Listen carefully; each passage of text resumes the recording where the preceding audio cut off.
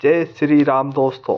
आज हम इस कहानी में जानेंगे कि द्वापर युग में महाभारत के समय माता सीता कौन थी और किसकी अवतार थी।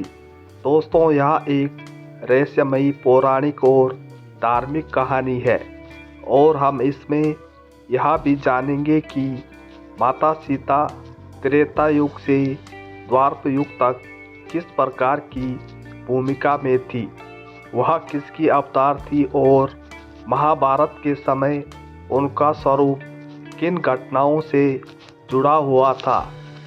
दोस्तों, कहानी अच्छी लगी तो हमारे चैनल को सब्सक्राइब जरूर करें।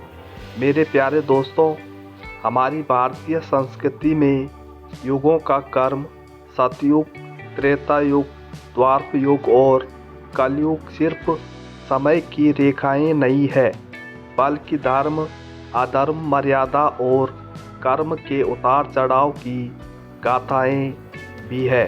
त्रेता युग में भगवान श्री राम और माता सीता ने धर्म स्थापना के लिए अवतार लिया था, परंतु जब महाभारत का युद्ध द्वापर युग में घटित हुआ तब माता सीता कहाँ थी, उनका स्वरूप क्या था और वह किसकी अवतार मानी जाती थी।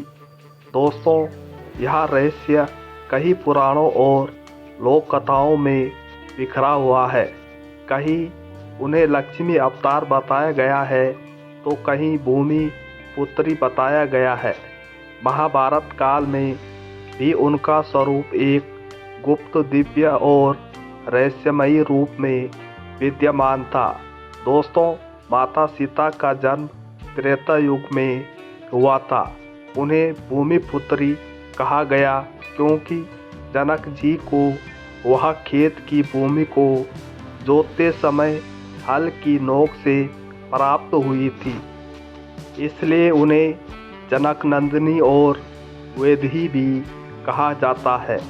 हमारे शास्त्रों के अनुसार सीता माता सिर्फ जनक की पुत्र नहीं थी, बल्कि स्वयं महालक्ष्मी का अवतार भी थी। जैसे भगवान राम विष्णु के अवतार थे, वैसे ही सीता माता लक्ष्मी अवतरित हुई थी। यह भी कहा जाता है कि वह भूमि देवी का अंश थी, जो पृथ्वी की शक्ति और सहनशीलता का प्रतीक मानी जाती है। त्रेता युग में सीता जी ने राम के साथ वनवास, अग्नि परीक्षा और अश्वमेध यज्ञ तक की घटनाओं का सामना किया था। आखिर में वह पृथ्वी में समा गई थी। यह दृश्य उनके दिव्य स्वरूप की पुष्टि करता है। उनका पृथ्वी में लौटना केवल एक अंत नहीं था, बल्कि अगले युग की तैयारी भी थी।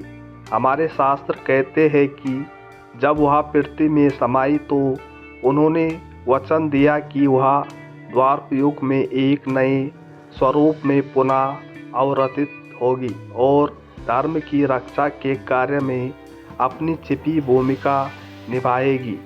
द्वापर युग में जब श्री कृष्ण का अवतार हुआ था, तब सीता जी भी एक रूप में अवतरित हुई थी, पर यह बहुत कम लोग जानते हैं कि वह कौन थी।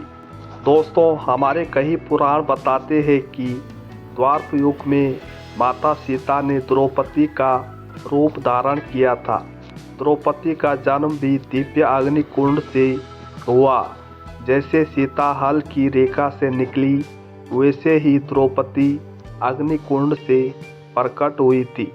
दोनों का जन्म सामान्य मानव रूप में नहीं हुआ था, बल्कि दिव्य रूप में हुआ था। इसलिए कुछ आचार्य मानते हैं कि द्रौपदी वास्तव में सीता जी का ही द्वापरयुगीन अवतार थी। सीता भूमि से प्रकट हुई, द्रौपदी अग्नि से। सीता को अग्नि परीक्षा देनी पड़ी थी और द्रौपदी का चीरहरण हुआ था। सीता माता ने राम का साथ दिया, द्रौपदी ने पांचों पांडवों का धर्म मार्ग में साथ दिया था। सीता माता के अपहरण से लंका युद्ध हुआ, द्रौपदी के अपमान से महाभारत का युद्ध हुआ था। दोस्तों, यह स्पष्ट है कि जिस प्रकार त्रेता युग में सीता ने धर्म की रक्षा के लिए कष्ट सहन किए, उसी प्रकार द्वापर युग में द्रौपदी ने धर्म युग का कारण बनी थी। महाभारत काल में सीता का स्वरूप द्रौपदी ही मानी जाती है, परंतु कुछ पुराणों में एक अन्य कथा भी मिलती है कि माता सीता ने द्वापर युग में शकुंतला या गांधारी के रूप में भी आंशिक अवतार लिया था। द्रौपदी को पंचाली कहा गया। उनका अपमान कौरव सभा में हुआ था, जहां श्री कृष्ण ने उन्हें चीरहरण देकर बचाया था। यह वही घटना थी जिसने महाभारत युद्ध का बीज बोया था। गांधारी ने आजीवन आंखों पर पट्टी बांध ली थी। जैसे सीता ने राम के वियोग का कष्ट सहा, दोनों ने ही पति धर्म को सर्वोपरि रखा था। विष्णु परंपरा में माना जाता है कि जब जब भगवान विष्णु अवतार लेते हैं, माता लक्ष्मी भी किसी न किसी रूप में अवतरित होती है। राम के साथ लक्ष्मी सीता बनकर आई थी। कृष्ण के साथ लक्ष्मी रुक्मिणी और सत्यभामा के रूप में अवतरित हुई थी, परंतु धर्मयुग की जड़ में वह द्रौपदी बनकर उपस्थित रही। दोस्तों, इस प्रकार द्वापर युग में सीता द्रौपदी और रुक्मिणी दोनों रूपों में विद्यमान थी। द्रौपदी ने पांडवों को धर्म युद्ध के लिए प्रेरित किया। उनकी शपथ थी कि यदि मेरे अपमान का प्रतिशोध न लिया गया तो मैं अपने बाल नहीं बांधूंगी। युद्ध का मुख्य कारण बना था। त्रेता युग की सीता ने राम को लंका युद्ध के लिए प्रेरित किया था। सीता माता की तरह द्रौपदी ने भी कठिनाइयों को सहा। दोनों ने पति का धर्म पालन किया। सीता माता ने राम से धर्म की मर्यादा निभाने की मांग की। द्रौपदी ने पांडवों से अन्याय का प्रतिशोध लेने की। लक्ष्मी हर अवतार में विष्णु के साथ रहती है। सीता माता को भूमिजा और महालक्ष्मी कहा गया है। द्रौपदी का अवतार अग्निकुंड से दर्शाया गया, जो सीता माता के दिव्य जन्म का संकेत देता है। द्वापर युग में महाभारत काल के समय माता सीता का स्वरूप द्रौपदी थी। वह महालक्ष्मी का ही अवतार थी, जिन्होंने धर्म स्थापना के लिए पुनः अवतरण लिया। त्रेता युग में उनका कष्ट रावण और अग्नि परीक्षा के रूप में था, तो द्वापर युग में उनका कष्ट चीरहरण और अपमान के रूप में हुआ। दोनों युगों में उन्होंने धर्म युद्ध का कारण बनकर अधर्म का नाश कराया। यही उनकी अवतारी लीला थी। दोस्तों, माता सीता की यह कहानी हमें यह सिखाती है कि धर्म की रक्षा के लिए लक्ष्मी सदैव विष्णु के साथ अवतरित होती है।